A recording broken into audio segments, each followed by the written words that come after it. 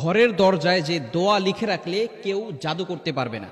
আমাদের সমাজে কিছু মানুষ আছে যারা বিভিন্ন সময় আমাদের কাছের মানুষ যারা আছে তাদেরকে ব্ল্যাক ম্যাজিক করে থাকে, জাদুটোনা করে থাকে, কুফুরি কালাম করে থাকে এবং বদনজর এটাও কিন্তু সত্য। নবীজি সাল্লাল্লাহু আলাইহি ওয়াসাল্লাম নিজে জানিয়ে দিয়েছেন, আল আইনু হাক্কুন, বদনজর এটা সত্য।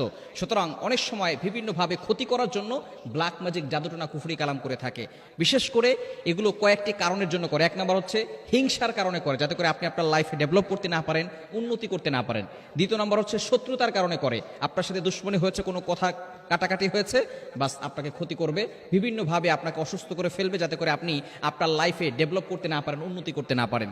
এবং বিশেষ করে অনেক সময় দুশ্মনী করে, শত্রুতামি করে এই ধরনের কাজ করে।